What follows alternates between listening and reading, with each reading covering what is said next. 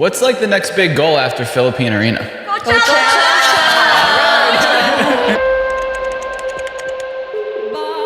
And finally, in entertainment, P-pop girl group BINI will make history as the first all-Filipino ng Pinoy. at the Coachella Music and Arts Festival.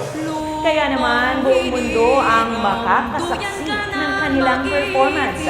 Sa manlulupig, di ka pa sisiil. Sa dagat at bundok, sa simoy at sa langit mong bukhang.